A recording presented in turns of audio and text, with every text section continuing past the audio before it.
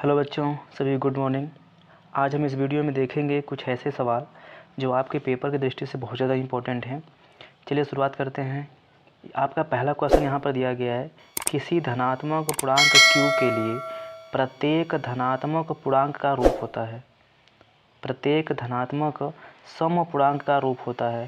तो इसमें ये पूछा गया है कि कौन सा आपका जो है सम पूर्णांक का रूप है। सम संख्याओं के बारे में जानते हैं कि सम संख्याओं को हम 2q के रूप में व्यक्त करते हैं, इसलिए हमारा जो ऑप्शन नंबर सी है वो क्या होगा, आपका सही होगा।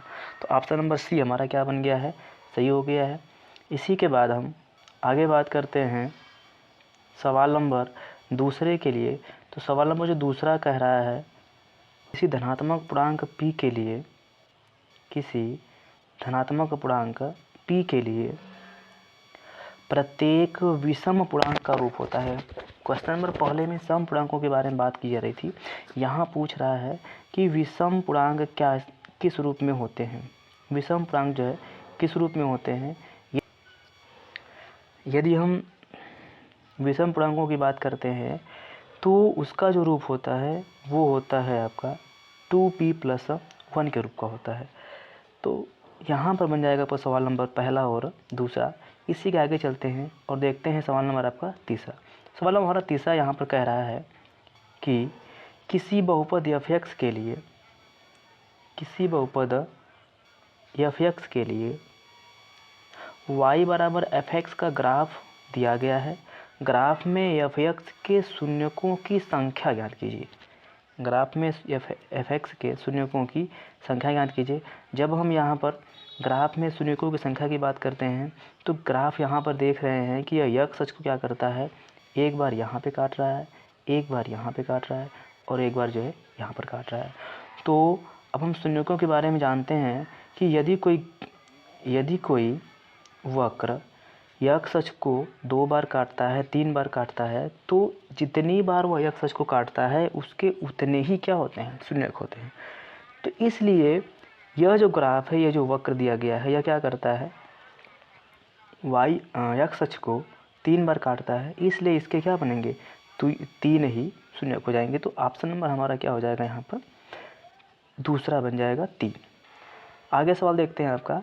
यहाँ पे कह रहा है निम्नलिखित में से कौन एक द्विघात बहुपद का आलेख नहीं है। या निम्नलिखित में कौन एक द्विघात बहुपद का आलेख नहीं है। देखिए इसमें से आप कन्फ्यूज पड़ जा रहे हैं कि यहाँ पर तो कोई किसी को काट ही नहीं रहा है। यहाँ पर ये पहला वाला आपका जो पहला वाला दिया गया है यह किसी को नहीं काट रहा है, यह भी किसी x अक्ष को नहीं काट रहा है, यह x अक्ष को 2 बार काट रहा है, लेकिन यह क्या कर रहा है, x अक्ष को 3 बार काट रहा है। तो यहाँ से ये तो कन्फर्म हो जा रहा है कि यह x अक्ष को 3 बार काट रहा है, इसलिए इसमें कितने शून्यक होंगे, 3 शून्यक होंगे। जब शून्यक 3 होंगे तो यह बहुपद भी किस प्रकार का हो जाएगा, 3 घात का बहुपद बन जाएगा। इसका मतलब यह जो हमारा ऑप्शन नंबर डी दिया गया है यह यहाँ के लिए क्या हो जाएगा, सही बन जाएगा। आगे चलते हैं। सवाल नंबर आपका यहाँ पे अगला दिया गया है, पाई है। पाई है, पाई किस प्रकार की संख्या है, इसके बारे में पूछा गया है। ऑप्शन में दिया गया है आपका, ऑप्शन पहला कह रहा है एक पूर्णांक संख्या, दूसरा कह रहा है एक परिमेय संख्या, तीसरा एक अपरिमेय संख्या, चौथा आपका इनमें से कोई नहीं। लेकिन आप जानते हैं कि पाई का जो मान होता है वो 22/7 होता है, लेकिन पाई एक ऐसी संख्या है जिसका मान अभी तक निकाला नहीं जा सका है, इसलिए यह क्या कहा जाएगा, एक अपरिमेय संख्या कही जाएगी। इसलिए हमारा ऑप्शन नंबर तीसरा क्या हो जाएगा, यहाँ पर सही हो जाएगा। इसी के बाद आगे चलते हैं। सवाल नंबर जो अगला आपका दिया गया है यहाँ पर, यह कह रहा है शून्येतर परिमेय संख्या और एक अपरिमेय संख्या का गुणनफल होता है। जब हम बात करते हैं किसी परिमेय और एक अपरिमेय संख्या के गुणनफल के लिए, तो यहाँ पर आप ऑप्शन देख सकते हैं। यहाँ पर ऑप्शन दिया गया है वो कौन सा ऑप्शन दिया, पहला ऑप्शन दिया गया है सदैव परिमेय संख्या, सदैव अपरिमेय संख्या। तीसरा ऑप्शन में है सदैव परिमेय या अपरिमेय संख्या। चौथा ऑप्शन दिया गया है ए। तो इसका अर्थ आप सीधे यहाँ पे निकाल पाएंगे। जब हम किसी परिमेय और अपरिमेय संख्याओं की बात करते हैं तो एक परिमेय और एक अपरिमेय संख्या का जो गुणनफल है, योगफल है, भागफल है, सदैव ही क्या होता है, आपका अपरिमेय होता है। इसलिए यहाँ पर जो हमारा ऑप्शन नंबर दूसरा है वो क्या हो जाएगा, सही बन जाएगा। इसका ऑप्शन नंबर दूसरा। तो इस प्रकार आप जो है ऑप्शन नंबर दूसरे को सही बना सकते हैं। ये हमारा दूसरा नंबर ऑप्शन क्या है, सही हो जाएगा। चलिए आगे चलते हैं, सवाल और देखते हैं।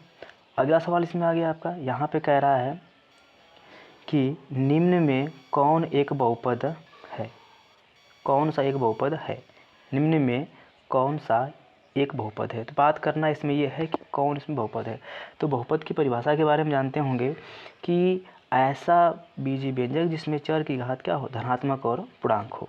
तो यहाँ पर देख रहे हैं तो इसमें घात कितनी दिया गया है, 2 दिया गया है। यहाँ घात ये कितना कितना का है, भिन्नात्मक पद दिया गया है, बटे में दिया गया है।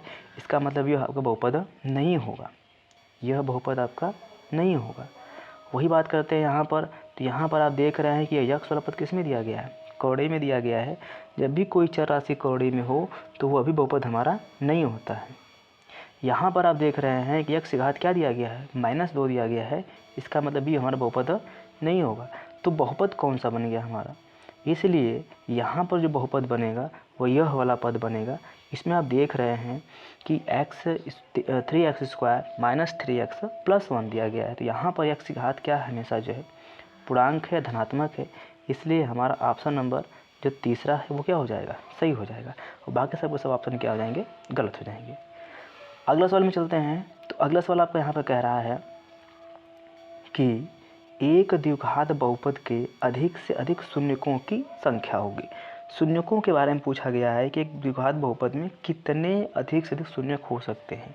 जब हम बात करते हैं शून्यकों के लिए, तो शून्यक चर राशि के वे मान होते हैं जो क्या करते हैं, किसी बहुपद को संतुष्ट कर देते हैं, उसके मान को शून्य कर देते हैं।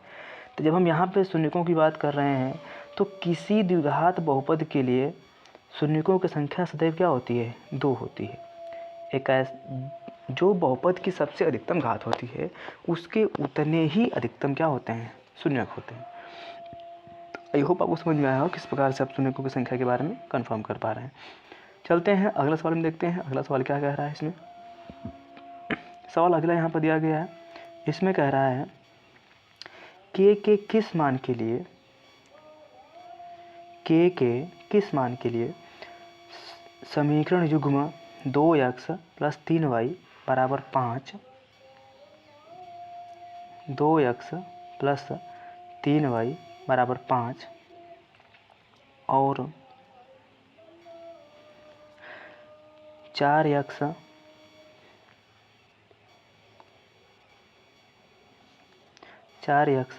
+ ky = 10 के अपरिमित रूप से अनेक हल हैं, अपरिमित रूप से अनेक हल हैं।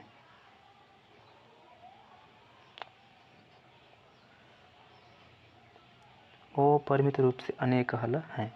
तो अपरिमित रूप से अनेक हल होने का मतलब ये होता है जब किन्हीं 2 समीकरण युग्मों के अपरिमित रूप से अनेक हल होते हैं। इसका मतलब वे कैसे होते हैं, समपाती रेखाएं होती हैं। कैसी रेखाएं होती हैं, आपकी समपाती रेखाएं होती हैं, समपाती।